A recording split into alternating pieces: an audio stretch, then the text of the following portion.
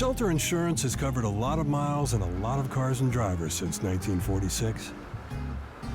We like knowing we have you covered, so you can just sit back and enjoy the ride. Shelter Insurance. We're your shield. We're your shelter. Ask Agent Mark Manning about Shelter's auto insurance discounts.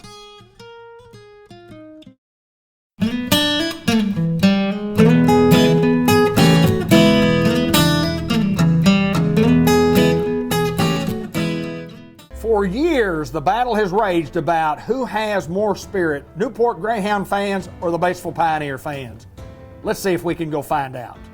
I was a student trainer for the Pioneers, and I can tell you that no other team plays with as much heart and soul as they do. Go Pioneers! I've been a Greyhound football fan for over 50 years, and we all know there's magic in those orange helmets. 50 years, I didn't know we were competing on who had the oldest fans. Thought we were talking about who had the best team. And you're going to need some magic because Pioneer never quits. Give me just a second, I'm allergic to dogs. I've been sneezing all day. Hang on.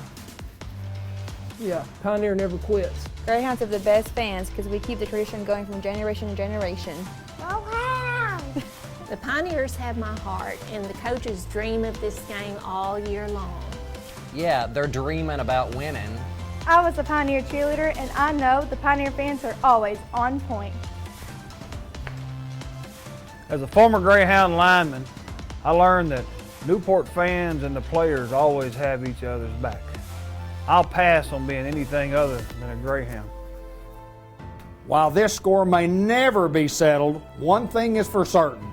Both have limitless enthusiasm for their teams and their towns. And at the end of the game, or the workday, we are not divided by our differences, but united by our passions.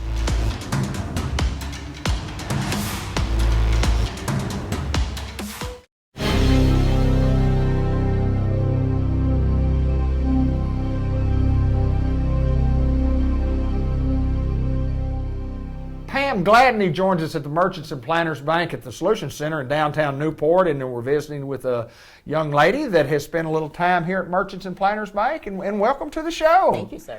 Got to ask you a few questions. First of all, I got to ask you about, tell us about you, tell us about your family, tell us about where you grew up. And well, I'm from Newport. Right. I graduated in 1975, telling my age. I'm just a hometown girl, you know, so I'm a mother of 4 daughters. There you go. You know, I'm a proud mother. I bet you are, aren't you? Yes, I am, and stuff. I'm a grandmother. Right. I have 8 grandboys and 3 granddaughters. Wow, good for you, good for you. I just love working. I love dealing with the community, you know, and stuff like that. I love working with people, you know, and stuff, you know. Pam, tell us how long you've been here, and then tell us how you got here in the very beginning. Okay. Well, I've been here since 1983. I've been here for 37 years. Wow. And stuff. I got divorced, and I was living in the state of Washington. And I knew that I needed help, you know, with my daughters. So I moved back here for free daycare because my mom and my grandmother and my aunt was here. And also the school system is awesome, you know, and stuff. And I came in, and Pat Davis interviewed me, and back then it was very hard to find somebody with banking experience. Sure. And I had, you know, previous banking experience and stuff. And I started in Proof. And some people don't know what Proof is. Proof is where all the work that the bank collects, it comes through us. And I'm the one that encodes your checks. I'm the one that makes your statement.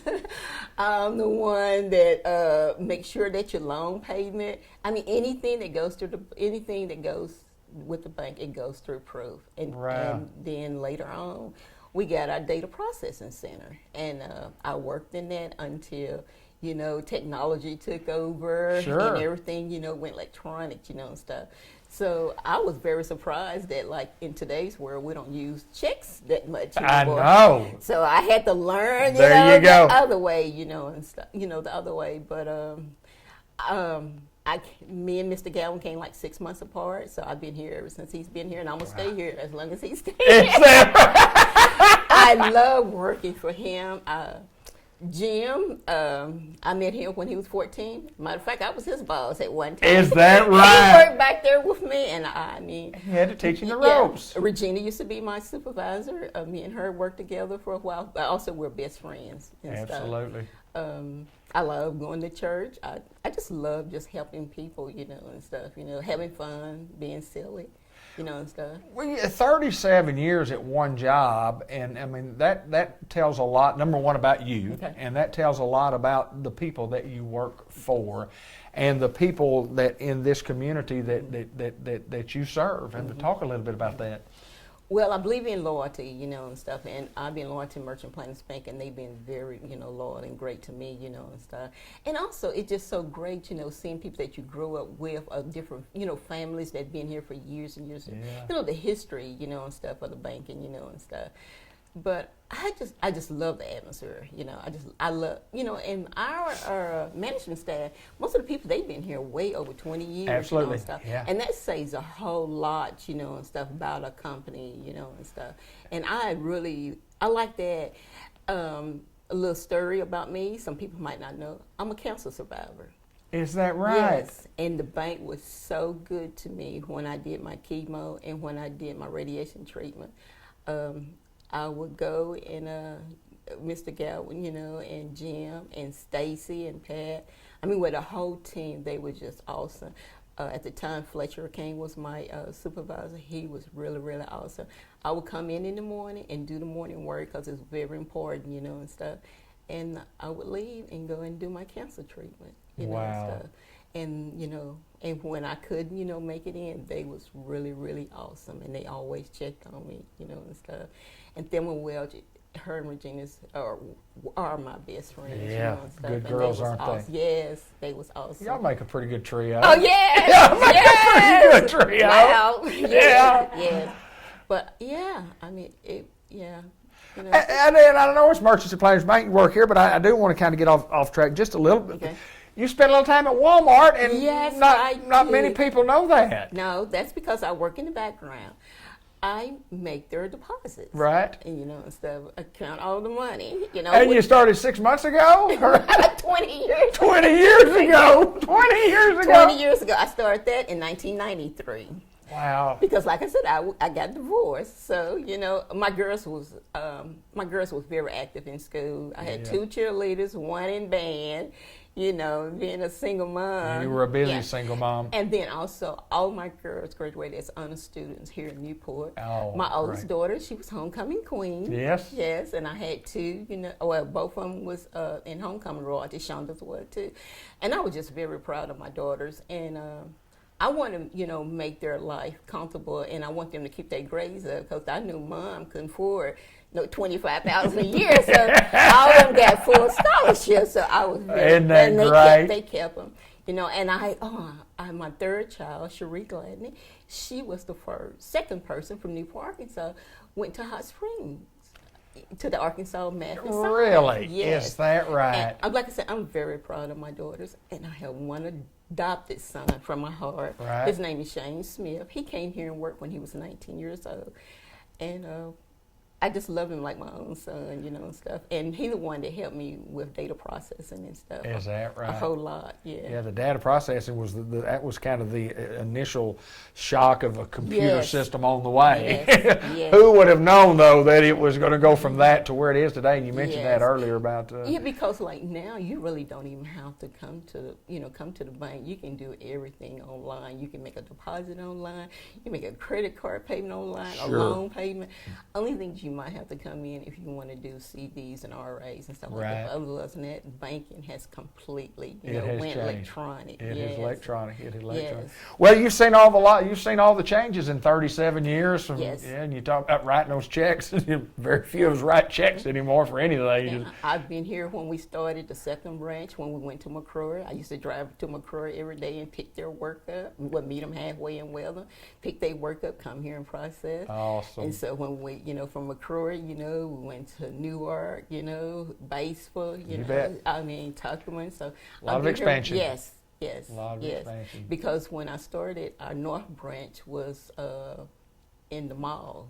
That's right. Yeah, You know, that's and right. so that's when, That's right. So I have saw a lot of good changes, great changes here. I have banked here since I've been 16 years old, and cool. that's not quite, I guess that wouldn't be quite 50 years, but I've been banking a long time, and it's just awesome to get to talk to people that are so enthusiastic about their work, and we always, when we come to the door, I know I'm going to be greeted by your smiling face each and every time we come down there. Pam Gladney, appreciate you so much. Thank you for having me. And congratulations. So that's 37 here and 20 out there. Does that mean you've been working 57 years, or did you get that 20 inside that 37? I got the 20 inside the 37. Pam Gladney at Merchants Planters Bank, our hometown bank. And let me tell you what, nobody exemplifies the spirit any more than this lady right here. Thank you so much. Thank you, David.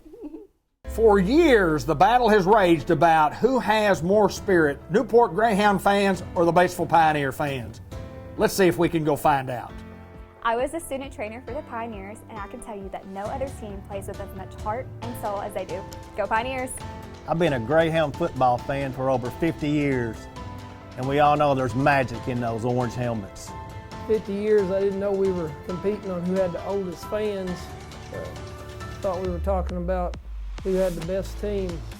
And you're going to need some magic because Pioneer never quits. Give me just a second. I'm allergic to dogs. I've been sneezing all day. Hang on. Yeah, Pioneer never quits. Greyhounds have the best fans because we keep the tradition going from generation to generation.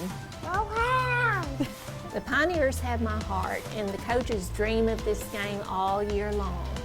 Yeah, they're dreaming about winning. I was a Pioneer cheerleader, and I know the Pioneer fans are always on point. As a former Greyhound lineman, I learned that Newport fans and the players always have each other's back. I'll pass on being anything other than a Greyhound. While this score may never be settled, one thing is for certain. Both have limitless enthusiasm for their teams and their towns. And at the end of the game or the workday, we are not divided by our differences, but united by our passions.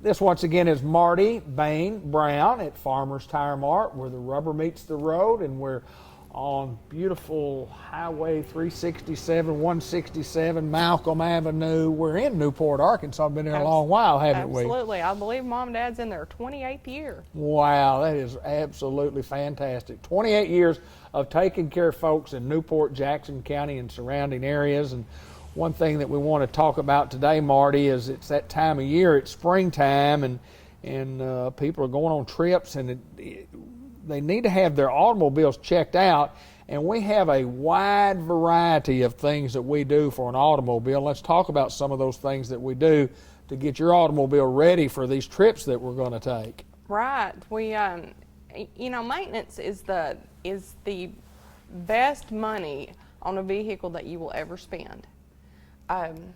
Because it costs a little bit to maintain instead of costing thousands of dollars to repair later on. No doubt. Oil changes, change your spark plugs and wires, flush your coolant system, flush your transmission, clean your injectors, your fuel injectors. Sure. There's so much carbon in the fuel now, it builds up, and it causes your vehicle to be a little bit sluggish. So we want to clean those.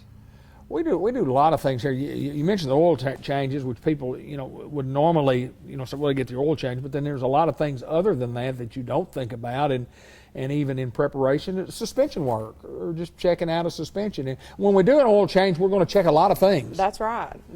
We are going to check a lot of things. We're going to check all your fluids. We're going to check your belt. We're going to check, to make sure everything's tight under the front end. We're going to check your tires. Even if you're just getting an oil change, we're going to set your pressures and make sure everything's good. One thing about, you mentioned checking the pressure of tires, and you ought to do it more often than just when you get an oil change, because tire pressures can do one of a couple of things. Number one, if you have low pressure, or extremely high pressure, you're getting extra wear and tear on your tire. And the other thing, it affects gas mileage. Absolutely, it affects gas mileage. People don't realize that. You know, when the weather gets cool, you know, the air contracts and you lose air pressure, and so it's almost like you're driving on a flat tire. Right. We don't want to do that because that'll break down the wires and the belts in the tires, causing a lot of damage.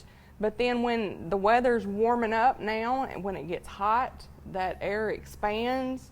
And that's when we see a lot of blowouts on the road. Yeah, no doubt. A lot of these automobiles today have the little warning lights, but there's a lot of them that we service that don't have those warning lights, and so it's good to bring them in and get them checked and just check the air pressure. And sometimes it's just a matter of being off 3 or 4 pounds, and you just, Bruce and the guys in the back, and just put your little air in there. It may be all you need, but so important to do pre-maintenance check on these automobiles, not just this time of year, but because it is getting warmer and because you are going to be going on some trips. It's a great time to do that, but you need to have your service schedule throughout the course of the year. You need to do it 3 or 4 times a year, obviously. That is so important. It is so important to do that. Of course, right now everybody's getting ready to go on spring break trips. Right. And they're going to go in their vehicles right now. They're not going to fly. That's right. But let us check it out before you go. It's much better to check it out and there be nothing wrong than to not get it checked and, 100 miles down the road, you have a big problem. And when you have a big problem and you're 100 miles down the road, you're out of town and you pull into the nice, friendly service folks, and they know that you're from out of state, and they go, well, looky what we got here. They don't get treated. You don't get treated on the road the way you get treated at Farmer's Tire Mart in Newport, Arkansas. That's right. Unfortunately, that's tend to be the beast of the business there. But if you've got a low tire, don't just come in and ask for air in it.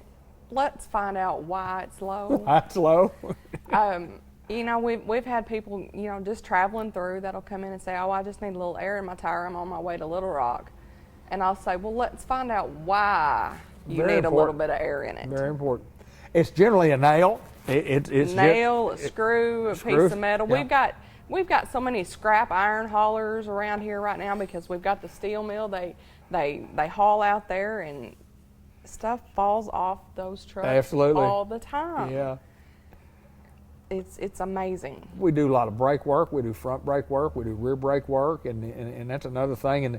And when an old car starts making a little funny noise, if you don't know what that little funny noise is, we recommend you to come let us check that funny noise out.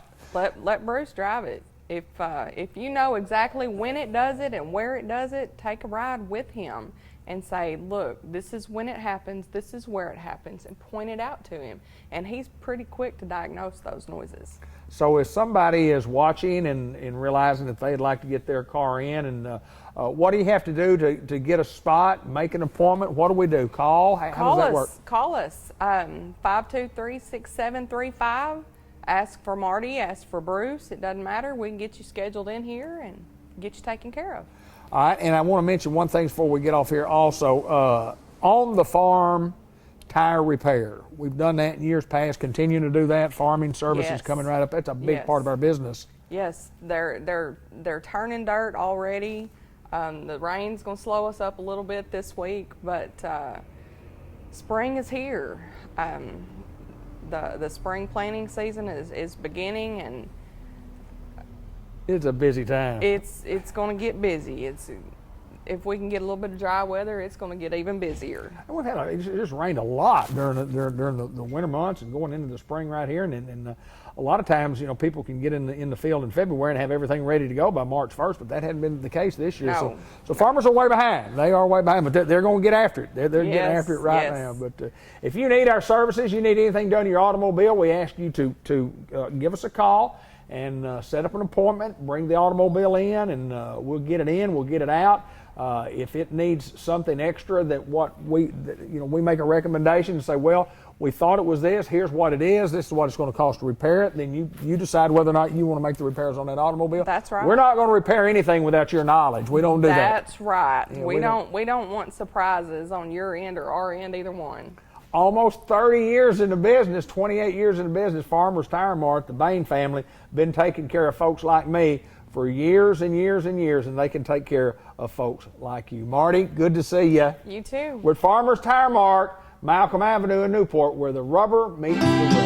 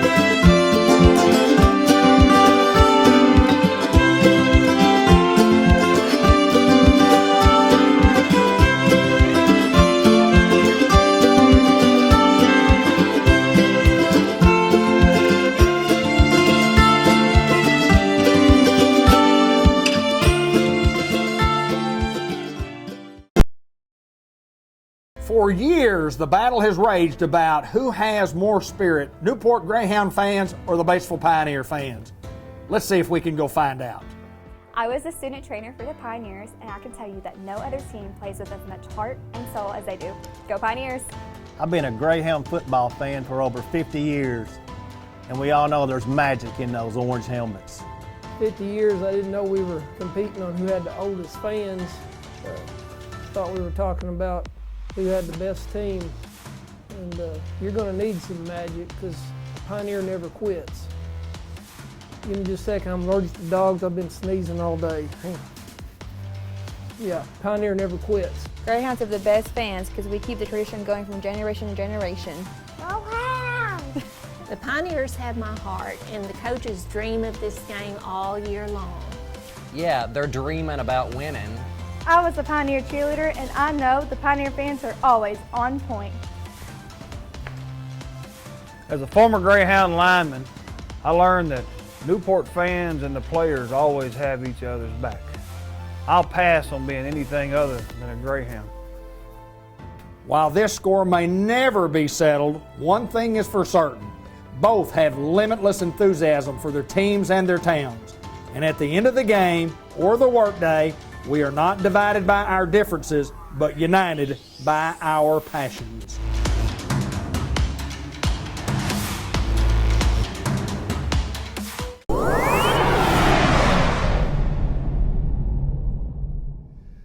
WRMC Medical Complex in Newport, part of the White River Health System, and visiting with Courtney Shackelford today, and we welcome you to the program. Thank you. We've got to find out a little bit about Courtney, and we talked a little bit before we got on air, but found a lot of information. But let's talk about you first. Where are you from? Where you grew up, and education-wise, what have you been doing there in your early stages of your life? My life career. Well, I was born and raised in Weiner, Arkansas, just down the road. I graduated high school from Weiner, and then I went to Arkansas State for undergrad. Okay. I did a few did a few different things between undergrad and graduate school, and I went back for OT, Okay. doctorate program at ASU in Jonesboro, and Okay. completed that last year. Okay, now what is OT? What does that mean? What is OT? Let's go right there immediately. Yeah.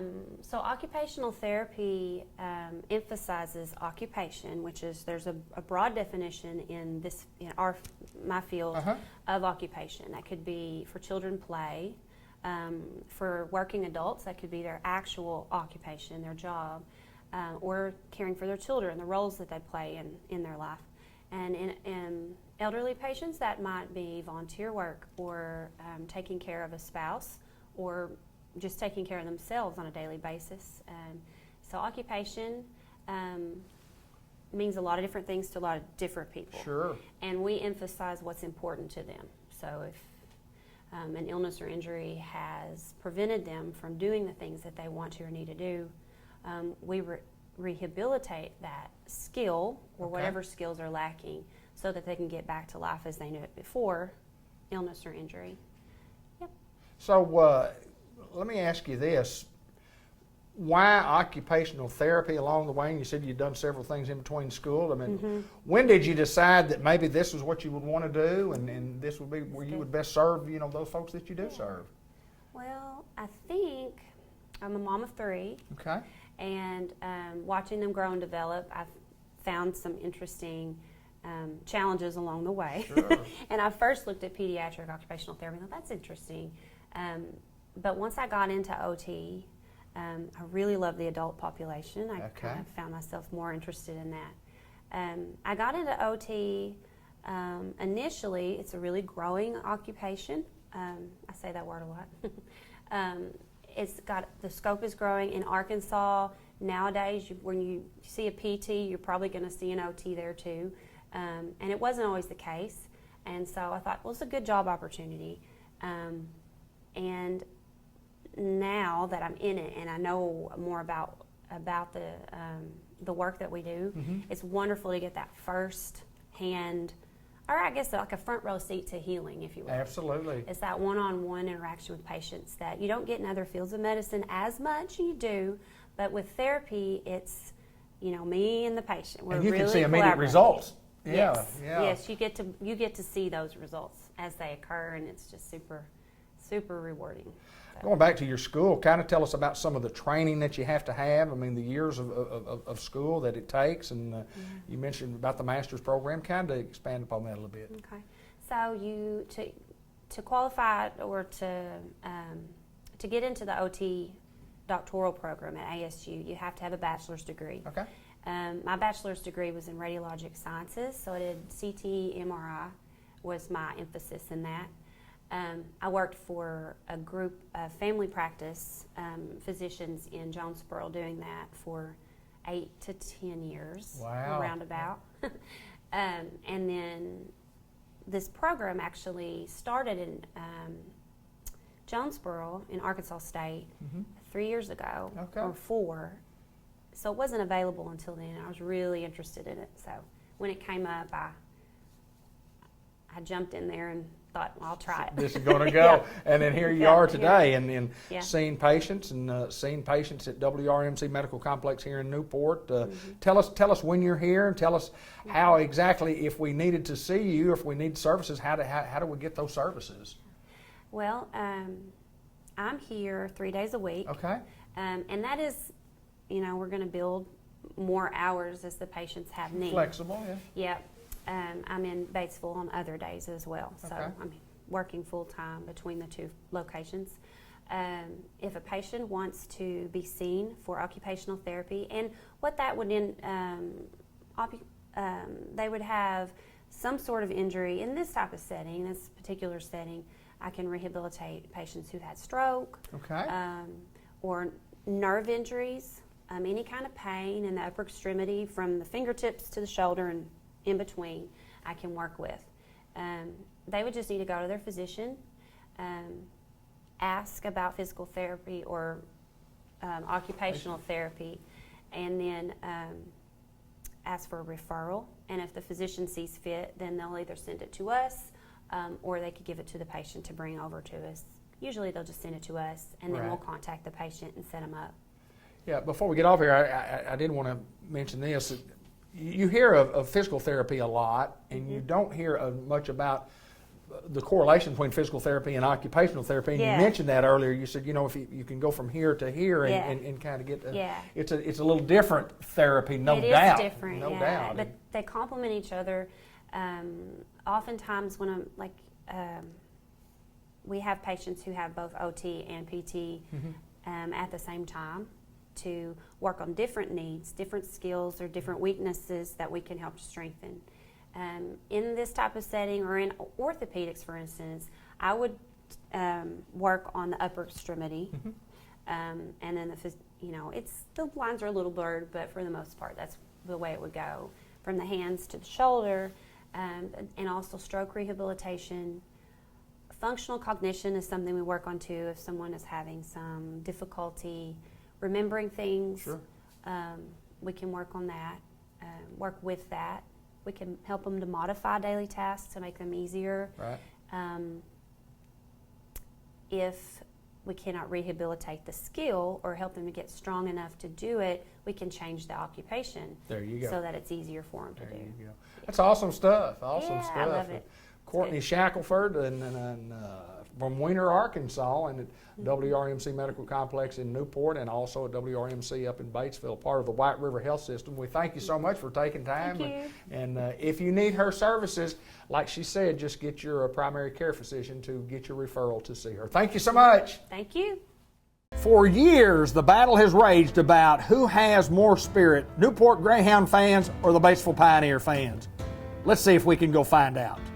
I was a student trainer for the Pioneers, and I can tell you that no other team plays with as much heart and soul as they do.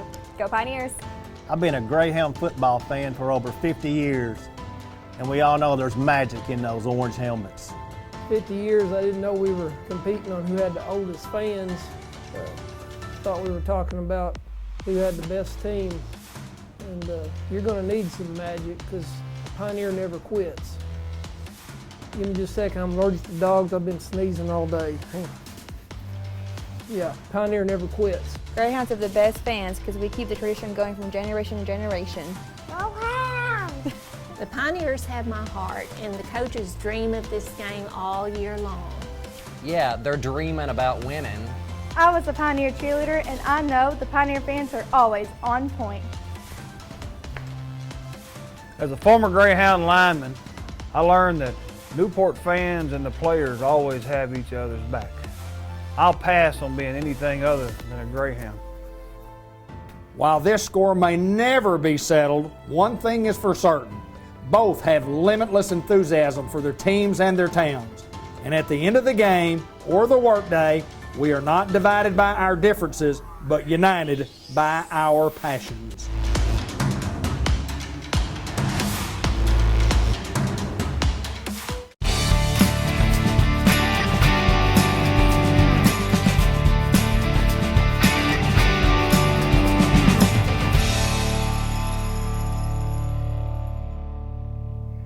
John Chadwell, the Executive Director of the Newport Economic Development Commission in downtown Newport, and it's always my pleasure to get to come down and visit with you, sir. And first of all, my congratulations to you, and you also want to talk about some other appointments. You got appointed by the Governor Asa Hutchinson, and a couple more appointments you want to talk about. I think it's awesome for our little old community right here. It is. You know, the mayor got appointed by the governor to work on the census project, so he's been involved in some of the census committees and doing that. And then our county judge, Jeff Phillips, got appointed to the levy task force by the governor, and so I think that's something that is definitely needed in Newport and Jackson County. And then the governor appointed me this last week to the board of directors of the Arkansas Development Finance Authority. So they work on bond issues for industry, they work on affordable housing, they have the Arkansas student loan program, and probably a lot more that I don't know about because I hadn't even been to my first meeting yet. But it is nice to see that Newport's involved in helping work with these state agencies, and I think that's good for our community to be involved at that level. You know, we've always had strong legislative representation in Jackson County, And so, but it's nice to have some of us involved in this, and that the governor's office was willing to select us. So we appreciate the honor and the opportunity to serve, not just our town, but the whole state. Absolutely, and not only that it's good for our community, but it's just it really allows folks to understand the jobs that you guys are doing here for our community, that it's recognized at the state level. Well, I'd like to think so, and it also, when you get involved, you can know what some of these groups do, but one of the nice things about getting involved in something like this is you really come to understand the insides and the outsides and how things work and what the programs are like. And so I'm looking forward to that, so that I would be better able to communicate that with other towns. They're similar to us, and say, hey, here's some programs you might not be aware of that are out there that you can use. So I'm really excited to be part of it, and I really appreciate and am humbled by the opportunity to serve. It was a surprise, but it was a nice surprise. Well, congratulations, and congratulations to the other two also. Yeah, I think it's awesome. I really do. But as we work in our community and we do some of these things, we talked about the levy task force, and that's a big issue, and everybody knows how big an issue the levies are, and what Advil works on is big. But I want to talk about what the mayor's working on with the census, because that's going to be vital to the state of Arkansas, but it's also really going to be vital to Newport and Jackson County. And one thing that's vital is getting everybody counted. Our money from the federal government, for the state government, and many programs is based on the number of people we have living here who are counted by the census. And so if you aren't counted by the census, if you don't fill out your form, or you aren't contacted by somebody and you aren't counted, then we lose money when you aren't counted. So we need to make sure we get everybody counted, everybody's there, so that we can get our fair share of what's coming down the pike for streets, for roads, for education, for all of those things that we depend on either the federal government or the state government to do. We've got to make sure we get everybody counted. So the census is the big thing going on this year. To get voted, what's the process there? If somebody's out there and they're watching, they go, well, I don't know whether I got counted or not. I mean, what's the process of getting counted? They'll mail out a mailer, and in the mailer there will be a form that you fill out. The easiest way is to complete that form and send it back in. Excuse me. And then you mail that in, they put that in the system. They'll then go and look at all the households in the county. Okay. And they'll see who didn't get the mailer, and they'll start actually physically going to visit those. Okay. And they might have to go 2 or 3 times to catch you, but if the census worker knocks on your door, they're going to want to sit down right then and fill out the form with you. And a lot of people don't want to take the time. Right. Oh, I'm busy. Oh, I don't have time. Well, they need to take the time and sit down. If you didn't mail the one in and they show up at your house, then you need to sit down and let them fill it out and let them get you counted, because we need everybody counted. And then if you didn't get a mailer, I'm going to say by June, if you didn't get a mailer and you didn't get contacted by anybody from the Census Department, then call City Hall or call up here, and we'll figure out how to get you that information, because we need to make sure that happens. Good deal.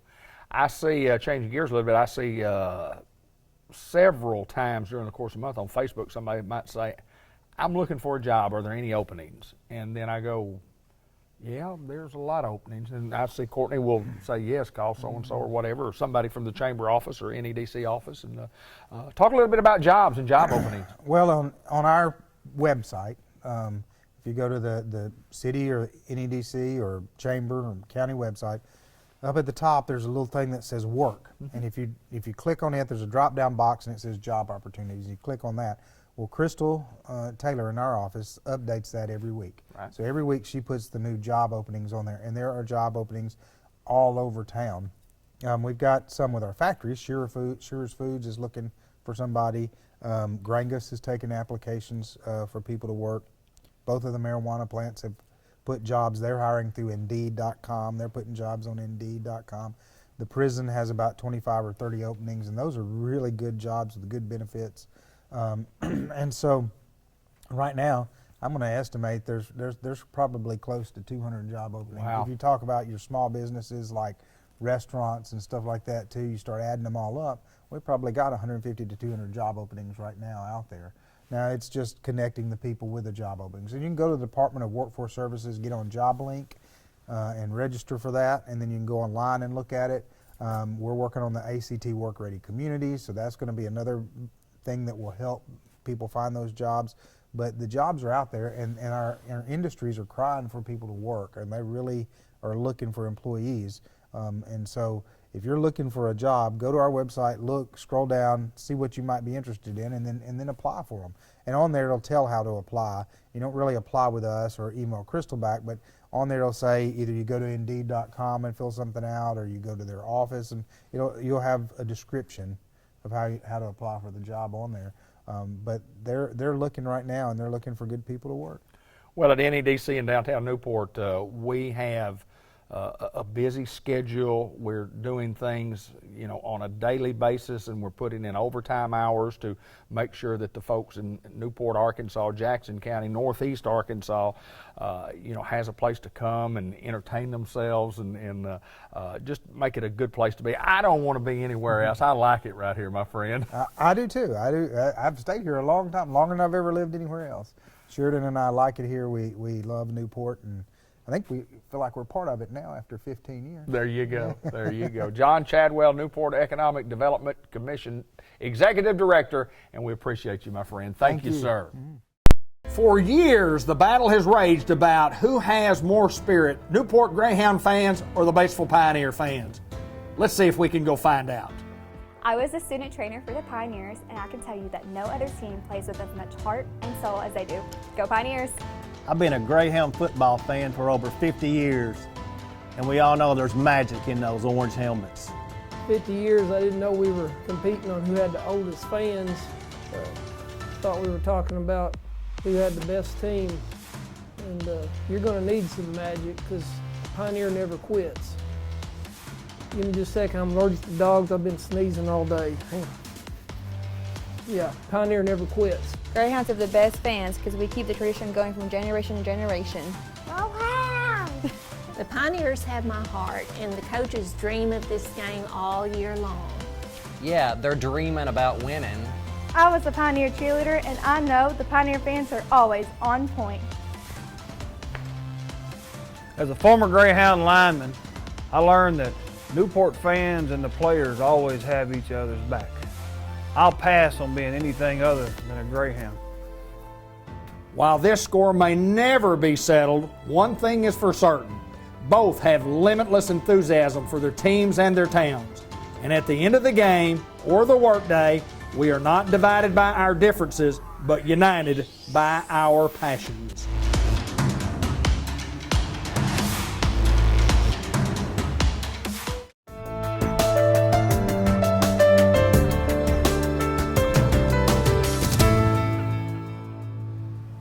This is my good friend. This is Gavin McDowell. We call him Dr. Gavin McDowell, optometrist, Monsieur Maru. Huh? What? It's kind of a French term. I don't know what that meant. I hope it's not bad. Hi, Doc. I want you to just repeat it. Better yet, spell it. No, I can't. I don't even know what I said. I don't either. That's why I wanted. Hi, sir. Hi, how are you? Fine, sir. Have we got any of that stuff we can put on our hands? No. Don't need any? Well, I mean, we always need it. Oh, okay. It's kind of funny how everybody just come up with, it's a novel idea to wash your hands all of a sudden. We're supposed to be doing that, weren't we? Kind of all the time. It's what we're taught. Yep. What we're taught. Actually, during the winter, my knuckles, even right here, my knuckles start cracking because it gets so dry, the air gets so dry, and I'm washing my hands all day long. They just dry out and crack. I have to put little medicated stuff on it. Well, when I wash mine every couple of days, I try to get most all the dirt off then. Yeah. What are we doing here today? I don't know. Talking about your bathing habits, apparently. No. That's about washing my hands. I take a bath like this, or shower like this. Just get in the shower and turn around. I don't want to get my hands wet. We have sunglasses because it's that time of year, which is 12 months out of the year. It's that time of year. 12 months out of the year. So you didn't think I remember. I thought you were totally just going to be like, now it's a problem. Now the sun has been on hiatus for 3 months, so now it's time to start worrying about sun protection. No, it's always been out. We always need them, but the thing is, we have lots in stock now. We have sunglasses in stock. Now, I will say this. Sunglasses may not be everybody's cup of tea. I like sunglasses simply because I have the versatility to do so. I don't require glasses all the time. So I can pull sunglasses off the shelf or whatnot and put them on and drive and be, I'm not a danger to others on the highway, I'll put it that way. So that's great if you're able to. But if you have to wear glasses all the time, corrective lenses for that, you know, for the fancy talk, there's a lot of different options. I mean, obviously it's nice to change style up with sunglasses, because that's one thing I like about sunglasses is how versatile they are, and you can change, you know, one pair to match an outfit or a mood or an event that you're doing, like those. Or your neighbor. Yes, yes. You got to keep up with your neighbor. Yeah, especially the Joneses. That's They live exactly right next door. Anyway, like the ones you're wearing there, the wrap ones are great for sporting events. Yeah. These are what are called the Wayfarer shape. They're more flat. I like that. Yeah, I like that. They're just more casual sunglasses. But there's it has a lot of different versatility. You can change your style up just based upon the shape and color and all that of your sunglasses. But what? If you, like I said earlier, if you require corrective lenses and you don't want to put your prescription into a pair of sunglasses, which we easily can do. We can, any pair that's sitting up here and the ones on your face, we can actually have your prescription cut and put into those lenses, even these that wrap funny, and they won't have that weird wrap distortion, you know, warping of your view. But we can put your prescription in these frames. You can pick any of the ophthalmic frames and we can make those into prescription sunglasses. Have you got anything that would help my left eye? I don't know. You think you could support the weight of the Hubble Space Telescope, just kind of resting? That's what it would take. The answer is a no. The answer is no. No. I don't have a time machine, and the bionic eyes aren't off the factory line yet. So I think I'm just going to be better off just to get me a glass one. I think I'll just get a glass one. You do that. You do that. No. No. Not only for the real good ones, they're really expensive, but they don't. While you say there's no function, there is some. There's a little. You'd be surprised. I got something. When you say, well, you do this and then you do that, and you go, I'm all right. There's something there. So just leave it alone. Let's leave it alone. I think it will. We have sunglasses in a price range from not very expensive to the top of the line. Yeah. Well, and even Rachel was talking to a patient earlier today. I'm not going to be able to out cheap. No, we don't sell cheap. Not trying to out cheap. We try to fit into quality. Everybody's price range as best we can, but I'm not going to get in the cheap, $3 sunglasses just for the sake of trying to move a bunch of merchandise. That's not who I am, and I'm not going to skimp on quality when I don't have to. Normally, a $3 pair of sunglasses would be comparable to a $3 pair of sunglasses. Yes. Surprisingly, it's how surprising that is. When you can't go get a hamburger for $3. I mean, that's about what you're going to get when you get a $3 pair of. You're just not going to get. Yeah. You're just not going to get if price is well, what's the old saying? I mean, you're going to help me here. You can choose inexpensive, you can choose quick, right, or you can choose quality. You can't pick. You can only pick one, maybe two of those. You're not going to pick all three, right? Because all three aren't going to come. That's together. correct. Yeah. That's correct. Now, don't get me wrong. It's my firm belief everybody needs sun protection for their eyes. If you want to go and get sunglasses that are less expensive, which I mean, honestly, I bet you some in here are less expensive than some you're going to find in some of the retail spots. Right. But if that's your gig, go get some cheap sunglasses. As long as they're UVA, UVB protective, and you're protecting your eyes, I'm happy with it. You need sun protection, and that's one thing we've been really trying to stress here lately, is sun protection. I'm trying to ask every patient, what are you doing for sun protection? Because if you're not wearing contacts, where you can just slide on a pair of sunglasses over the top of that, like I said, we have options. We can make these sunglasses into prescription sunglasses. We can make any of these ophthalmic frames into tinted sunglasses. We can use transitions which help you. We can even the lab we use actually mounts magnets into the lenses themselves of your ophthalmic frame, and they will custom make a clip-on that magnetizes and Really? sets right on the front of any frame in here. Got a little magnet on it.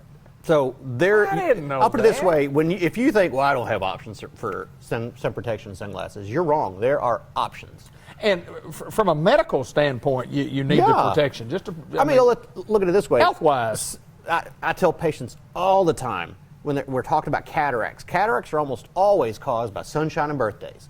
You get enough of either one of them, you're going to get cataracts. And so by use of sunglasses, at least we're alleviating some of the contributory factor of why your cataracts are coming on, forming, and progressing. So if you're wearing sunglasses from the time you're a child up until you're older, you may make it off this, out of this world, so to speak, without having to have cataract surgery. That's not a promise, that's not a guarantee, and it's probably not going to be the case, but we certainly can delay progression a little bit. UV damage to the back of the eye is the leading cause of something called macular degeneration, which is a leading cause of not preventable blindness, but vision loss.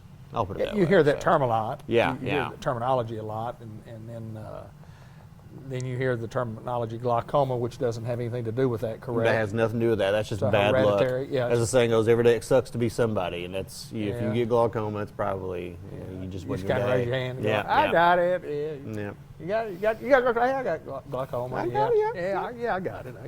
Hey, but these sunglasses, I mean, talk about different kinds that we have, the different brands that we have, the different options. You have some options. We really do try to be trendy, so to speak, and so we have a lot of what's called the Luxottica brands, which is the Oakleys and the Ray-Ban. That's the names that most people think of. But I mean, we've got several. I mean, like right here, we got a couple of Nike sitting out here. We got Kate Spade. I mean, it's just we have usually something that's going to match up to what you want. And if you don't, we can order it in. I will never be a sunglass hut because I don't sell enough sunglasses because that's not my I'm going to stay in my lane. I try to provide options for patients who maybe don't want to have to drive out of town to get some quality sunglasses. There you go. So I try to keep the selection as plentiful as I can, but I'm not going to have 8 boards of every line of crazy sunglasses. So what do you do if you don't do sunglasses? What's your main job here? If I don't do sunglasses, well, what apparently I think I point out things that need to be swept.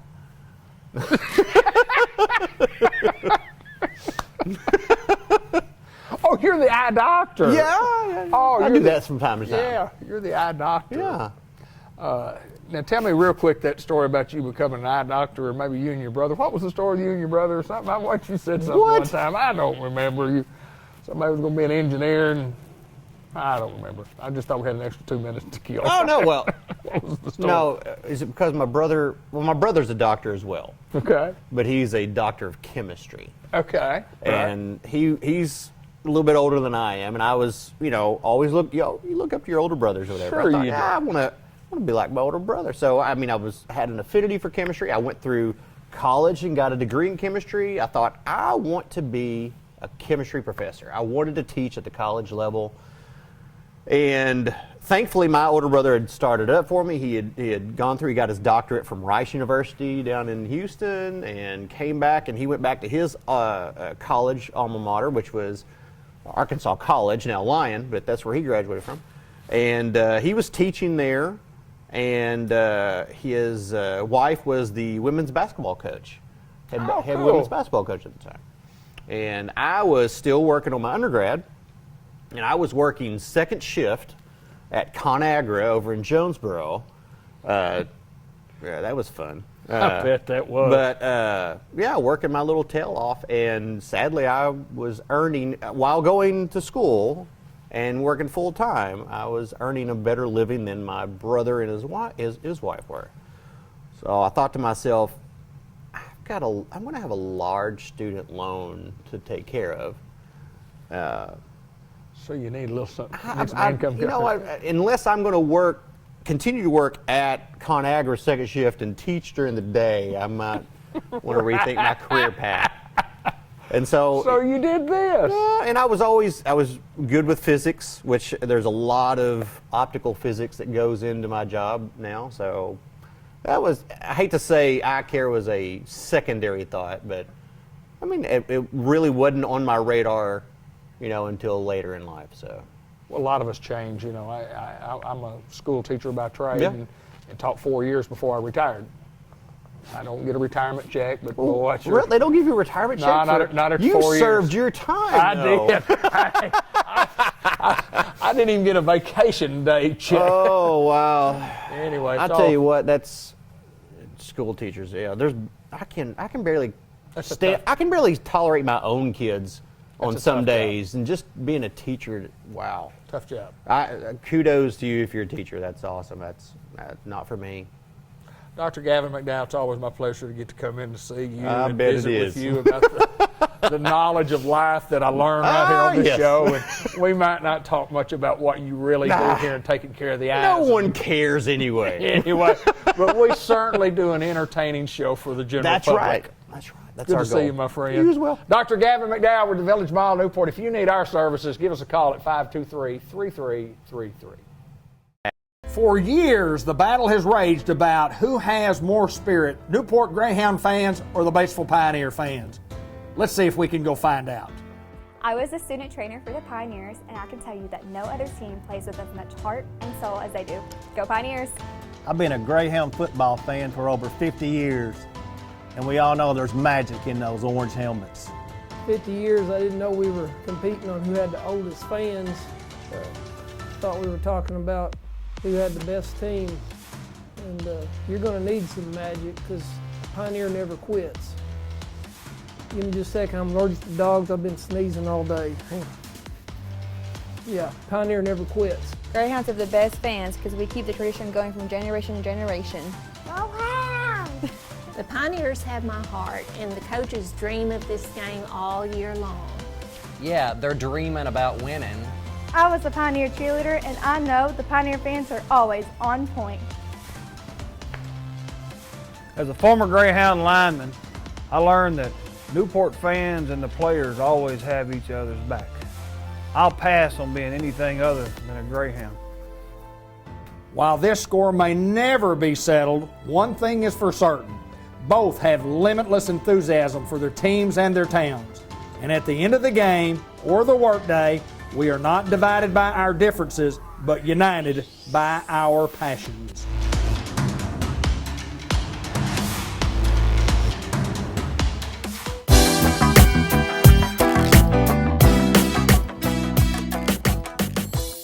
Hello everybody, and welcome to the March edition of the Farmers Supply Association Agriculture Report. I'm Randy Klepechka, agronomist with Farmers Supply Association. Well, we got us a break today to come out and tape outside. Got a good background here of a good wheat field, so not going to talk really about wheat today, but just had a good day to get outside. It's March, it's time to start thinking about planting and everything, so I just wanted to tape outside. So that's why we're out here today. Again, we're getting a little break. We're taping on March the 11th. Haven't gotten a lot of field work done. Got a little bit of tillage work done the first 10 days of March. Got some burned down herbicides applied. Even got a little bit of pre-plant fertilizer out in the fields, but still not where we'd want to be for this time of year.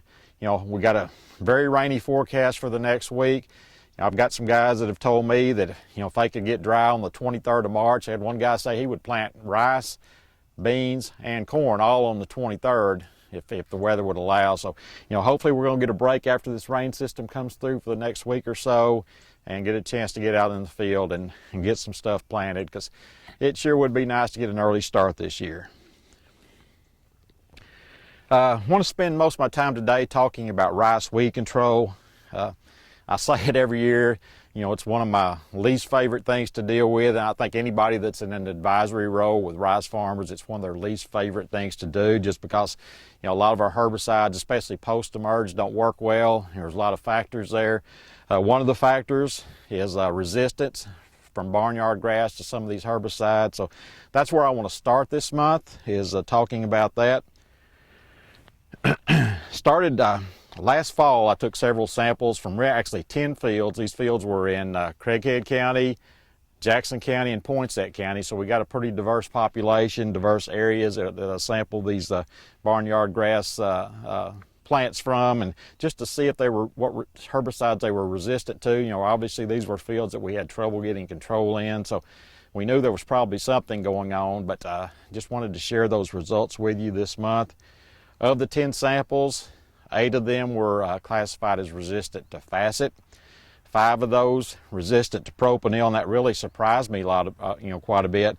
I figured the propanil resistance would be right up there with the facet resistance, but again, a little bit less, with 8 resistant to facet, 5 propanil. 3 were resistant to new path, 2 resistant to clincher, and fortunately none resistant to command. You know, we found a little bit of command resistance several years ago close to this area, but it really never has expanded much, and that's a good thing because we need command as part of our arsenal for sure. A couple of other herbicides were sampled or tested as well. They weren't classified as susceptible or resistant, but they gave our percent control. Loyant, which as everyone knows is a very new herbicide, only been around 3 or 4 years at the most.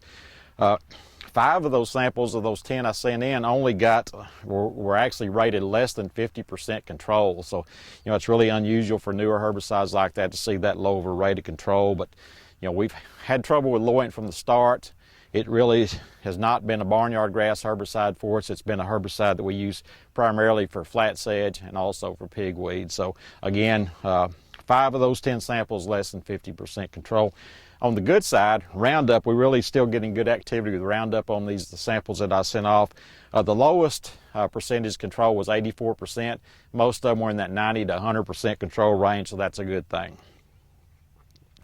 So what do we do with this information? Well, I want to talk in a little more detail about barnyard control in rice now, barnyard grass control in rice. And you know what we do with this information is we really try to do 2 things. We start clean, and we try to keep this barnyard grass from ever coming up. That's the key to control, starting clean and overlapping residuals. To start clean, there's really a couple of things that we can do. We either use burn down herbicides and control these things with a herbicide, or we use tillage to control them. That's the 2 things you need to do to start clean, so we got to do those 2 things.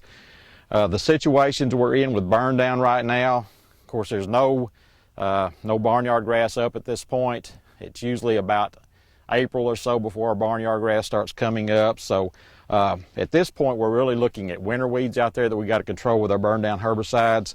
We've got basically what I call the junk weeds out there. A lot of different winter broadleaf weeds, and also some bluegrass is pretty common out in these fields as well. So that's mainly what we're seeing out there right now. And we're also seeing and getting a lot of calls on. Most of my calls right now in regards to burn down are in regard to ryegrass control. So in these situations, like I said last month, normally what we're looking at is something like a Roundup and an additive in there to increase the activity on some of these hard to control broadleaf weeds that may be either resistant to to Roundup, or at least Roundup doesn't provide real good control of them. So we got to add something to that Roundup. What we normally have used early in the year is something like a 2,4-D or a dicamba, but as we get into this time of the year, we got to worry about plant backs. So 2,4-D has a 21-day plant back before you can plant rice. Dicamba, a 22-day plant back. So we're getting really too late in the year to start adding these things to it, so we got to look at other alternatives. Another one, a newer herbicide that's good on mare's tail is Elevore, and it has a 14-day plant back. So again, we're about getting to the point where we can forget about those, so we got to look for things that don't have that plant back. And really, we've got 2 herbicides that we can add to our Roundup or our primary burn down material to help with these weeds, and that would be First Shot, which has a 0-day plant back, and also Sharpen, obviously, which has a 0-day plant back as well. So, that's kind of what we're going to turn to as we go from this time forward. Something like a Roundup First Shot or a Roundup Sharpen, something like that, and use that for our burn down application. One thing we need to remember with Sharpen, and we've kind of been dealing with this a little bit the last couple of years as our flat sedge populations continue to grow and are very difficult to control because of the ALS resistance. Sharpen gives us some pretty decent pre-emerge control of our flat sedges. So, I think if you have a flat sedge situation, you really need to be getting sharpened in your pre-emerge program, whether it be added with the Roundup or even better, just mix it with your command right after planting. About 3 ounces of sharpen can give you quite a bit of help on your flat sedges, so that's very important there. Looking at that ryegrass situation again, getting a lot of calls on ryegrass out there. It gets tough to control with these sizes of ryegrass that we're seeing right now. You know, clethodum or select or generic select has kind of been our go-to earlier in the season, but we need to remember it has a 30-day plant back. A lot of people forget that. So we're about done with that for now as well, unless you know you're going to plant late. That'd be the only way you could use that anymore. So we're really looking at pretty much paraquat, or, you know, if you're not Roundup resistant, you can get some activity with Roundup as well. Roundup is not a good ryegrass material. Neither is paraquat. They're both rated about a 6, but they're going to be the best you can do. So if you haven't controlled that ryegrass yet, then it's going to be hard to control it with herbicides. So just do the best you can at this point. So that's number 1, start clean. The other thing is overlap residuals. These are the same rules we use with pigweed control in soybeans. So, you know, basically we've got 4 residuals, and that's not counting our new path that we can use in the Clearfield situation. So we got Command, Facet, also Prowl and Bolero. So, you know, I think if I was a farmer, probably all 4 of those herbicides would be in my program. You know, overlapping residuals, I would definitely use at least 3 of them, and probably all 4 of them to really get the best situation. We've also got some premixes out there. Obey is a premix of Command and Facet. Rice 1 is a premix of Command and Prowl. So those are, you know, excellent parts of this program as well. So again, just incorporate as many of these as you can. You know, overlap them. Get one right there, you know, like a Command or a Command Facet out there right after planting. I like Command by itself. Some people like to mix a Facet with it at that point. I kind of like to save my Facet for a little bit later. And even if Facet, you know, some people tell me that their Facet doesn't provide even pre-emerge control of barnyard grass. The university says it still does in most cases. But even if it doesn't provide good barnyard grass control, it gives you good signal grass control, crabgrass control, several broadleaves, the black seeds, and even flat sedging. That's another thing that can help us on flat sedge is Facet. You know, I just noticed that in the field last year. It's rated a 5 in the MP44. It's not great, but it'll give you another mode of action there, another thing that can give you some help on that flat sedge control. So keep that in mind as well. So again, just keep these herbicides, these residuals overlapped. When you get one out there and you get it incorporated with a rain, we'll be looking for the next opportunity to get one out there and get it incorporated by rain, and maybe even make a third one as well to keep these grasses, especially barnyard grass, from ever coming up, because it's a lot more difficult to control once it comes up. So, you know, hopefully we're going to get some good weather and get planted early this year and get off to a good start and get off to a clean crop by starting clean and overlapping residuals. Until next month, this has been Randy Klepechka with your Farmers Supply Association Agriculture Report for March. For years, the battle has raged about who has more spirit, Newport Greyhound fans or the Batesville Pioneer fans. Let's see if we can go find out. I was a student trainer for the Pioneers, and I can tell you that no other team plays with as much heart and soul as they do. Go Pioneers!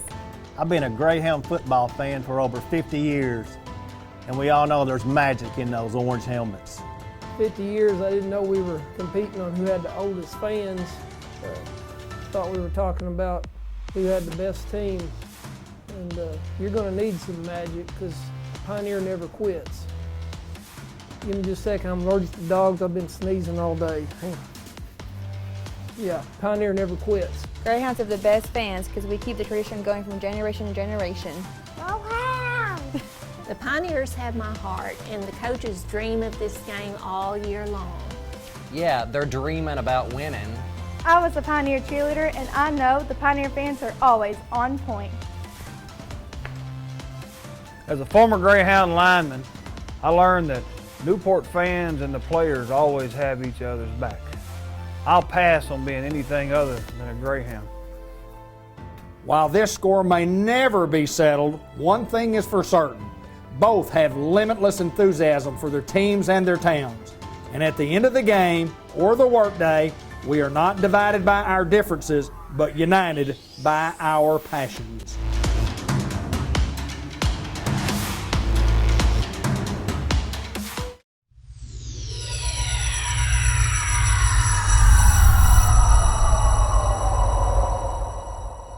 Dr. Ethan Munzinger joins us from Unity Health Harris Medical Center in Newport. It's always our pleasure to get to visit with the new guys on the block, the new kids on the block here at Unity Health Harris Medical Center. And we welcome you to Searcy, Newport, and Unity Health, and thank you for joining us today. Thank you. I appreciate it.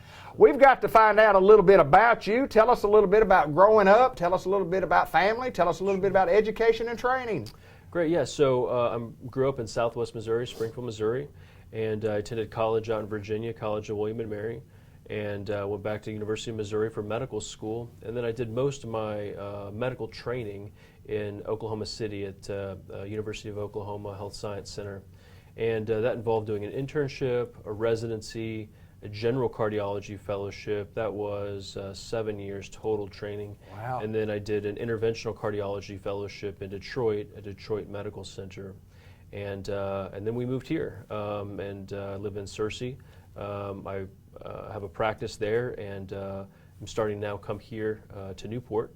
My wife's actually from Arkansas. She grew up in Jonesboro. Oh, wow. And my in-laws live in central Arkansas down in Searcy and around Cabot. Sure. So, and we're just very excited to be here. So. Cardiologist and vascular disease and is the expertise. And I always like to ask folks this, that people spend a lifetime getting prepared to get out here and do this, a large part of your younger adult life. Why cardiology for you? Why doctor? When along the way did you decide, man, I'd like to be a doctor, and then, boy, I'd like to be a cardiologist? How did it come about? Question. Yeah, that's a great question. It's one of those things I'm not sure you ever know. I think I really I loved critical care medicine, so patients who were very ill, very sick. And in that, I really liked the anatomy and physiology of the cardiovascular system, and cardiology for me really checked all the boxes. I can take care of patients who are critically ill, forgive me, but on the verge of dying, and Sure. you can intervene and save a life. And then you can take care of patients who just have chronic conditions, and you can treat those and provide real relief, and patients do better. You can take care of patients with heart failure. You can improve the longevity of life and the quality of life. You can take care of patients with stable angina or chest pain, and help improve the quality of life. And then I also have a real interest in peripheral vascular disease. I was going to ask you about that. Yeah. So these are patients who have blocked arteries, and they can have symptoms of pain in the leg with walking or cramping sensation in the legs. Some patients experience heaviness or fatigue in the legs, and these result from the same blockages that occur in the arteries of the heart. Same blockages can occur in the arteries of the leg. And so we can offer different treatment modalities to help improve the quality of life for these patients. Sometimes patients will benefit from just a walking program. This is a supervised exercise program in combination with some medical therapy to help improve how far they can walk with less pain. Some patients will benefit from revascularization, meaning either opening blocked arteries or providing bypass type of procedures to improve blood flow in the legs. And then I also have an interest in patients with sores on their feet who are not healing, so lesions on the feet that are due to blocked arteries, and those patients won't benefit from walking programs. Those patients really need to see a doctor who specializes in treating, we call it critical limb ischemia, or wounds that are not healing on their legs. So I know when you say cardiologist, we all, the common people out here, we think, well, it's just your heart. It's your heart. Yeah. But it's much more than heart when you start talking about vascular disease and so on and so forth. More in depth is what you do, no doubt. Yeah, it's a really great point, because I think we say we're cardiologists, but actually we're cardiovascular disease specialists. Yeah. So the same risk factors that cause patients to develop heart disease are the same problems that lead them to develop blocked arteries in their legs, for example, or high blood pressure, or whatever the condition is. So we both treat the acute problem, so patients who are having heart attacks, and then I like to be involved in the treatment of preventing another heart attack, preventing heart disease or peripheral vascular disease from worsening, helping treat their diabetes and high blood pressure, helping patients quit smoking, etc. So as far as scheduling here at the Newport Family Medical Center or the clinic and being here in Newport, how often are you here? How often will you be coming here? So right now we're starting off once or twice a month. Okay, and good. Our clinic will be on Wednesdays. Okay. And I've met quite a few of the physicians and providers here in town, and so they're going to be able to help arrange that. And if there's something that's needed more urgently, they can call me, and I can help triage whatever the patient might need. If they need more urgent care, then we can take care of them. If it's something that can wait for a clinic appointment, then we'll see them in clinic, no problem. So. Yeah, I remember one of the numbers that looked up 501-279-9393. I think that may be the clinic itself. Number, yeah. So. And so if you need, if there's something that you do need, you need to make an appointment or so on, that you can go to those, try that number, or just you can call Unity Health and you can get a hold of Dr. Ethan Munzinger, cardiologist, cardiovascular system, and it's always intrigued me too. After you've had a little heart problem and you studied a little bit, and then you become the Google doctor that I am, that we all are. I mean, it's really interesting, and I studied. I love the physiology of the human body and how the human body works. But boy, when you get the heart and how everything works, it's just it's an amazing field. Congratulations, my friend. I want to ask you this before we get off the air. If you weren't a doctor of cardiology, if you weren't a doctor, you ever thought about what else in life you might have wanted to be? I mean, can I say like an outdoor guide? Yeah, is that right? yeah. I mean, that's an easy one. I think I'd love to do just that. do something on the outdoor. Yes, sir. So I don't know if I'd be good at it, but I'd like to try. There you go. Well, welcome to Searcy, Arkansas. Welcome to Newport, Arkansas, and welcome to Unity Health, and especially Unity Health Harris Medical Center. Thank you, my friend. Thank you. For years, the battle has raged about who has more spirit, Newport Greyhound fans or the Batesville Pioneer fans. Let's see if we can go find out. I was a student trainer for the Pioneers, and I can tell you that no other team plays with as much heart and soul as they do. Go Pioneers! I've been a Greyhound football fan for over 50 years, and we all know there's magic in those orange helmets. 50 years, I didn't know we were competing on who had the oldest fans. Thought we were talking about who had the best team. And you're going to need some magic because Pioneer never quits. Give me just a second. I'm allergic to dogs. I've been sneezing all day. Hang on. Yeah, Pioneer never quits. Greyhounds have the best fans because we keep the tradition going from generation to generation. The Pioneers have my heart, and the coaches dream of this game all year long. Yeah, they're dreaming about winning. I was a Pioneer cheerleader, and I know the Pioneer fans are always on point. As a former Greyhound lineman, I learned that Newport fans and the players always have each other's back. I'll pass on being anything other than a Greyhound. While this score may never be settled, one thing is for certain. Both have limitless enthusiasm for their teams and their towns. And at the end of the game or the workday, we are not divided by our differences, but united by our passions.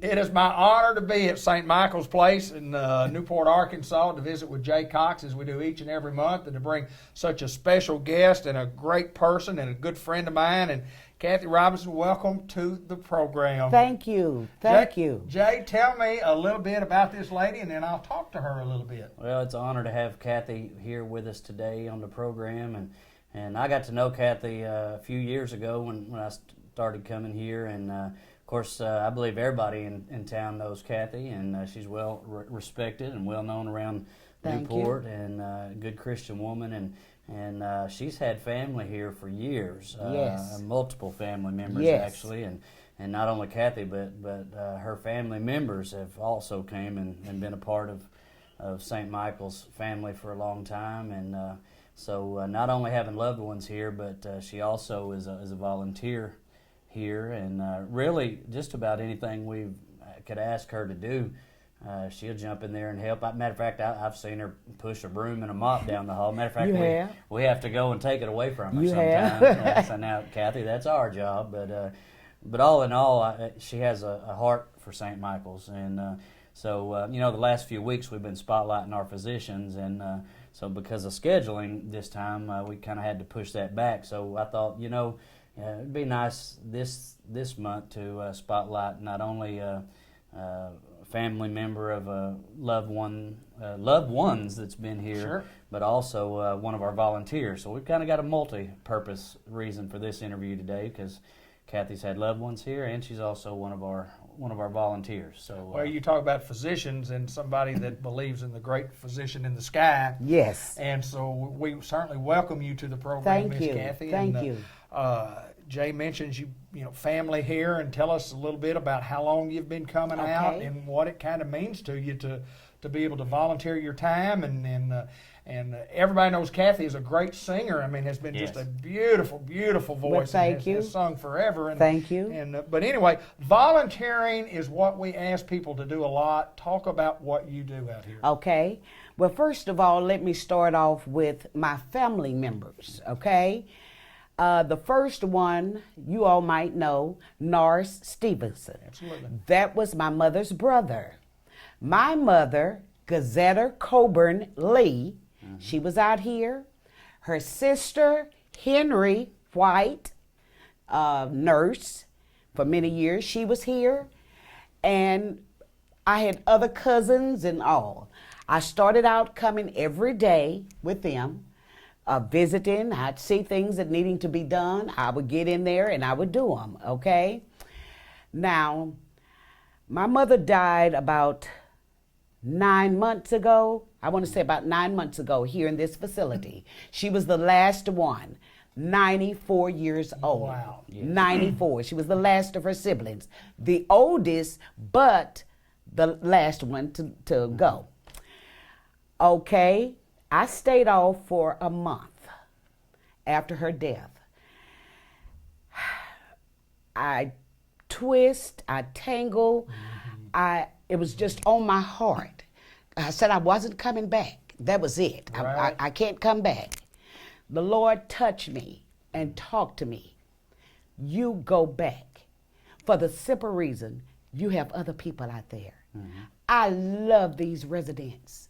Black, white, Chinese, Japanese. Okay? I got you. All of them I love. I volunteer. I started off doing nails, fingernails, doing a manicure, the hair, sing with them, and all. Bingo every Friday. I have a little group that open up the door for me when I come in with the goodies. Now, don't gamble. I stopped gambling. And what happened, I would go and get snacks, potato chips, candy, pops, just whatever, and I put them on the table. So when they bingo, I let them come and pick out, okay? Awesome. We have a wonderful time. Some Saturdays, I may come up. I have some stuff left over because that's the weekend. And you know, most of the big shots, they're off, you know? And I kind of feel sorry for them, so I'll come up and do bingo with them on some Saturdays. But Jay, you my guy still yet, even though you are the big shot, okay? But as I said, as I said, I enjoyed thoroughly. I have two, well really three special people here that I dearly love, come every day. If I'm sick or if I'm not sick, I am here. Berna Taylor. Everybody might know her. That's Kay Brand's mother. I'll tell you a little story about that in a little bit. Oh, I talk a lot now, too. That's okay. I'm not scared anymore, am I? No, ma'am, you go, girl. You go, girl. Kay Brand's mother, Berna Taylor. I also see after Zana Wilmans. I love her. Love her. Mary Ratliff. I don't know, Ding Dong, Derek Sean's mother, the police. Yes. I see after them every day. I'm in their room. But I also see about the rest of them. But those three are a little bit special and close to me, okay? Right. Now, I'm going to give you a little quick story about Kay's mother and my mother. That's why I said the Lord works in mysterious ways. Yes, He will put us together for a reason. And I know within my heart, He put us together. My mother was a foster grandparent at the Newport Junior High School for years. Well, Kay had her in her room Well, my mother was kind of getting feeble, coming down with dementia, Alzheimer's. So my siblings and I, we decided to bring her home. It was time for her to come home. And Kay came, she said, Kathy, no. She said, your mother wants to be here with me and I'll take care of her, and she's not going anywhere until I leave. When I retire, she's going to retire. True enough. Yes. Kay retired, gave my mother a beautiful retirement party, and brought her out with her, okay? Now, Kay and I, we see each other on the street. Hi, how are you? Bye. Oh, one day I got a telephone call. Kay Brand. I thought, what is going on? What does Kay want with me? My mother's not out there anymore. She says, Kathy, she said, is there any way that you could kind of help me with my mother? I have her with me. I moved her in with me. And I kind of like for you to kind of sit around with her and take her riding and walk her. I said, sure. As good as you were to my mother, yes. So I say that to say this. We are sisters, and I love her, and things happen for a reason. Okay? Amen to that. Amen to that. I know this. You've got me choked up. And I don't get choked up very often. Oh, David. But you got to have a big heart. You got to have some guidance from upstairs. Yes. From the Lord above to help you make right decisions and to just help you make decisions, and right or wrong. Right. And then you're led that way. You're led here because of the Lord's touching of your heart. Oh, as yes. you mentioned, and you develop friendships and relationships, and that's what life is. Life is all about building relationships. Yes. And you mentioned black, white, Chinese, or Japanese a while ago, and it doesn't matter. It doesn't matter. Right. No, it doesn't. Life is good, and yes, I know it St. is. Michael's Place is a better place. Newport, Arkansas is a better place. Our world is a better place. Yes. Because of Kathy Robinson. Oh, thank you. Also, you were also a patient here. Yes. At one time. Yes, I had thank you, Jay, I forgot. I had a total knee replacement. I'm going to say 5-6 years ago. And I came here for my rehab. I must say this, I left this out, but I'm coming back. The workers were awesome, and they are awesome. That's why I love it here. Mm-hmm. We have to work together. Like Jay say, some on the floor, I'm going to mop it up or sweep it up, okay? But they are the workers, the CNAs, the nurses, the housekeepers, the cooks. We all love each other, and we work together. And I appreciate that. And you all were very good and very nice to me when I was in here. And I appreciate it. Thank you. Thank you. Jay Cox, you have the final word, my friend. Well, I just want to say that it's more than just the employees here, that it is, family working along beside of us, because, it's people like Kathy, and Miss Kay is in the room as well. It's being able to work along beside family members, physicians, all of our employees. It takes all of us working together to make this successful. And now don't let us sit here and smile and act like that Kathy and I hadn't butted heads a couple of times. Oh, we have. You have to know me. Only if you know Kathy. There you go. There you go. But that's what makes it beautiful, is that, we all do have to get on the same page at times. And one thing that I tell everybody upon admission is that if there is a problem, if I don't know about it, I can't fix it. And so we like, having that open communication. And, in a perfect world, everything falls into place perfectly all the time. But the truth is, when you're dealing with people and situations come up, sometimes things don't always fit like a glove. And, you have to make adjustments and fix. And that's one thing we always try to do is accommodate the best that we can in a timely fashion. And we appreciate Kathy and all that you do, and you do help make St. Michael's a better place. And, thank you.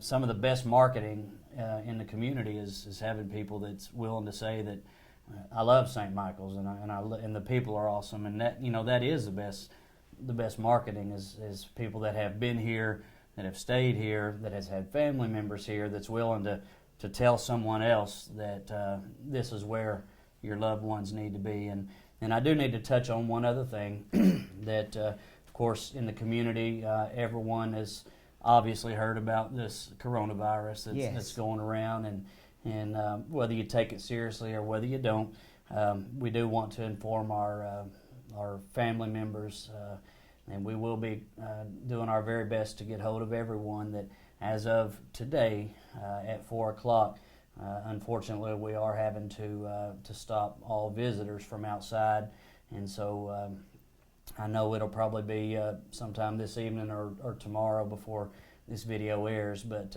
if you do come up trying to visit someone and we don't let you in, please don't take it personal. The government has set some regulations upon all nursing homes, and I do appreciate our president and administration for getting a good, strong foothold on this. We hope that it passes soon. We hope that they come up with an answer for this, for the safety of all people. But the main thing is we want to protect our elders here. We want to protect all the employees here and everyone that's involved in this facility. And so as of 4 o'clock today, we will have to strictly enforce that no visitors from outside. However, for our family members, we are going to be putting together a Skype system where you can visit through means of the internet, through Skype, through Facebook, where you can, through computer, you'll be able to visit with your loved one. And so we are doing our very best to still try to offer communication so people can still see face-to-face through technology. So we're working on it, still trying to keep those lines of communication open. So I pray that everyone will be patient with us. These are not something we want to do, but we definitely want to protect our seniors that are in this facility. And so we're at St. Michael's Place, and I'm going to tell you what, I've done a lot of interviews out here, and this may very well be the best one that I have ever done. Thank you, Miss Kathy Robinson. You're more than welcome, Dave. Thank you, Jay Cox. Thank you, Miss Kathy. Thank St. you. Michael's Place, Pecan Street. Come see us. In Newport.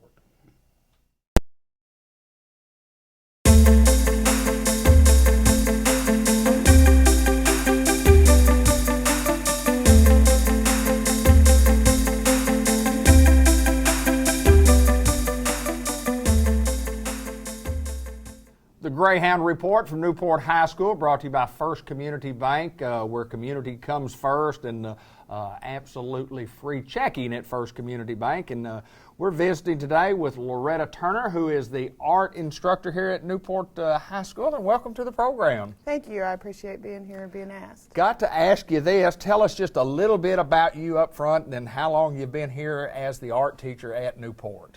Well, I've been here for 5 years. I do teach 7th through 12th grade art. 7th grade is on a rotation, so I get a different group every day. And my high schoolers, I see them every period of every day. We've had several opportunities in the art department here.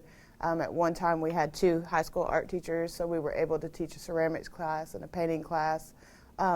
And we're allowed to explore. And every year they ask me, hey, Ms. Turner, what would you like to teach this year? What would best benefit these kids here?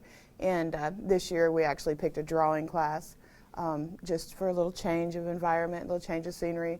And so that's what we're working on right now, is actually what schedule is going to work for next year. Total number of students that you teach during the day? During the day. Or total number of students that you have in the art? All week long, I probably teach 200 students. Wow. A day, probably 100. Wow, that's awesome. Is that right? Yeah, that's right. That'd be awesome. That is absolutely awesome. Got to ask you this. When we talk about art, the general consensus for those of us who don't know a lot about art think, well, you draw pictures. You draw pictures. A lot more to this art than drawing pictures. Talk a little bit about that. Yeah, well, in art in general, we like to experience a lot of different media. For example, as you can see in front of you, we're using shaving cream, self-rising flour to produce puffer paint. 7th grade is doing Picasso guitars, and they're outlining their guitars in Picasso paint. I like to experiment with, the kids love making things like this. They love making slime and just a lot of chemical reactions. and that's what we're currently doing right now with 7th grade. My Art 1 class is doing scratch boards. What that is basically it's a foil that's been inked over with an India ink, and then they would choose an image, preferably one with a lot of texture, and then they would scratch away the India ink, which would reveal different creatures. So here we've got a tiger and a dragon somebody's working on. What do you got there? These things are so neat. Yeah. I mean, they just and I assume that you use these little the pencils. little sharp scratch pens. They call them daggers, but they're pretty good about leaving them. They know that we only have so many in the art room, so the kids have been leaving them. They might leave them laying around on the tables, but pretty much we can account for most of them. Go ahead. I was going to say we have a very good art department here. We're going to talk to some of the kids here in just a little bit, but it's an awesome, awesome department. There's no doubt. Another thing that we do is we have an art club, and we actually started a junior high art club this year. We've always had a high school art club, probably since the second year I was here, and we started junior high this year. I've had a lot of experience with my art club, and we've went out and we've done a lot of things with the community. We've had several art shows. We've painted murals for the VFW. We just try to stay really busy with the community. Currently, we've been asked for paint a mural downtown as well. Awesome. That is awesome. I mean, y'all stay busy, not only just within the classroom, but within the club, and the club's a very good organization, and that's what we wanted to try to do is highlight some of the clubs and highlight some of the folks that participate in extracurricular activities here at the school, and art is one of those. We appreciate you taking time to join us. Well, thank you for having me. And remember, on April 23rd at 5 o'clock, we will be having a fine art show where the band and the choir and the art department get together, and we present Spring Fine Art Show. We will have refreshments served here in the Tech Science Building at 5 o'clock, and the band and choir will proceed at 6. So make sure you come. First of three, and tell us, young lady, who you are. I'm the art club president, and I keep up with attendance. I make sure everyone stays in line. I help diffuse issues if there is any. And I mostly What's work your with name? Tell us your name. Chandra Dool. Chandra Doyle, all right. Yes. And I like that part about if there's some issues that you kind of calm those down there. But tell us what you have here, and tell us, this is kind of one of the things that you enjoy most about art class. And yes. I basically work with Mod Podge. I'm more of a physical artist. I don't like drawing or painting. I'm more creativity. So with these Mod Podge masks, I'm going to take them, and with these Mod Podge canvases, I'm going to stick them on either side and make something out of it. I also Mod Podge pictures onto things like my wallet here and my phone case. Cool. And then after that, I use spray paint, and then I keep it on there. And I've had many requests to have me Mod Podge things onto people's phone cases, so I've been doing that a lot. Wow, wow. Hey, well, that's one of the things that we talked about with Ms. Turner about having, there's different things in art besides drawing, and this is awesome. And just briefly tell me how that works. How do you make that? You take plaster and you take one of the clear mask molds and you plaster the mask, let it dry overnight, and then after it dries, you pour a bunch of Mod Podge over it and on a piece of paper, and then you transfer it to the other paper, let it dry overnight, and then you have a moldable, flexible mask made out of Mod Podge, and it keeps it very solid. And when you make something like this and you talk about what you're going to do, it's just kind of in your mind. You've kind of got an idea of what's going to happen with it, and just kind of let the mind flow and just come up with something, correct? Yes, but sometimes things end up changing. You'll come up with a different idea that's either better or worse, and then you'll just go with your first one, or you'll go with your last one, or you just wing it. I'm more like a wing it. I'll do whatever. Well, I appreciate you joining us today and talking about the Mod Podge end of the art scope, as we should call it. Thank you so much. You're welcome. Now, I'd like for you to introduce yourself. Hello, I am Elena Wood. It's nice to meet you. Nice to meet you, Elena. And Elena, tell us a little bit about what you do. And I see everybody, I guess when you get in art class, you got to do something with your phone. Everybody Yes. Put something on the phone. So tell us what you enjoy doing and what you like best about art class and art club. Well, I love to draw. Anything online, pretty much what I just get. I love a club because with all the people, it's just so much fun. And just to have like reality to draw and just get in your mind more. Yeah. Well, tell us what you do and how do you do this? You draw something. How does this work? You draw it, you get it, and you put it on your phone. Tell us how that works. Well, you just draw like a simple drawing like of a star or Okay. a pirate ship, Okay. and all I did was cut it out, and then I took my ink pens Okay. and I just colored around them to Okay. make them more stand out. And it basically looks like something like this. You don't have to come in too close, Mom. It's okay. I say Mom, Linda Black's doing the camera work for us. But anyway, drawing and taking the drawing and doing something with the drawing. Do you draw other things that just maybe hang on the wall?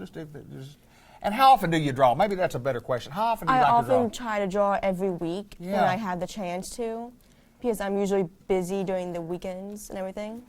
I like to write, and I don't do a lot of writing. And I want to ask you this: does it hit you when you go, "I'm ready to draw"? Because I can't write unless my brain says I'm ready to write. Is it kind of like that with Yes. drawing too? Yeah, when it just hits you. Yeah. And you can do better. So I'm basically like going through my phone, looking to pitch to draw, Yeah. and I see one like I want to draw that. There you go. There you go. That is awesome. It That is. is awesome. I appreciate you joining us. We got one more coming right up at the Newport High School, brought to you by First Community Bank. We're featuring the Art Club this week. Third and final student at Newport High School Art Club, and we have what is called an intern. Tell us who you are and tell me what an intern is. I'm Skylar McElroy, and a student intern is I help Miss Turner with her classes, and Okay. I help teach and I help the students Wow. with their art. But I only do 7th and 8th grade. Okay. Okay, cool. So, and what grade are you in? I'm in 12th. 12th grade, and already an intern, which makes her an official non-paid teacher at Newport School District. But a lot of fun doing what you do. I know you enjoy doing that. I plan on becoming a teacher when I. Oh, that's awesome. You could be an art teacher? Oh, that's awesome. And, you just got to have a knack for that. And anyway, a beautiful, beautiful drawing / painting coming up, and kind of explain, Mom, you could come in on that, kind of explain what you have there. I'll hold this part if you want to talk about the other part. This is a painting I've started working on.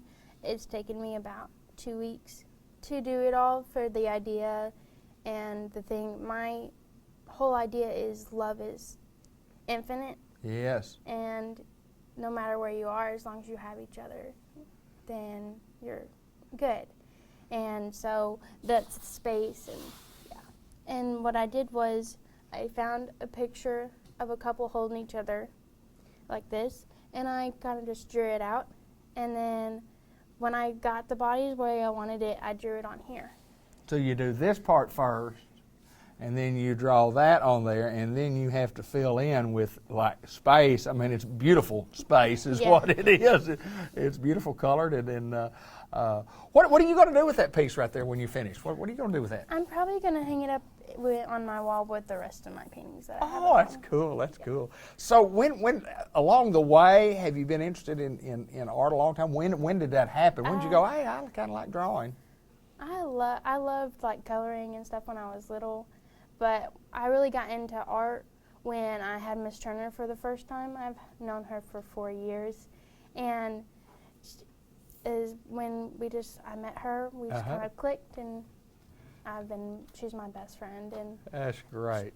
she helped me explore art the way I wanted to. Well, we talked about on this program, and the thing that we talked about is how much difference there is in art itself and how many different things that you can do. And we feel like that we have a very, very important art program at Newport High School, and we want people that are maybe younger, that are experiencing some maybe ideas of thinking that you might want to be into the art program. We have a good one here, and when you have student interns that can come in and help like you, that just makes it all the better. Well, we thank you very, very much.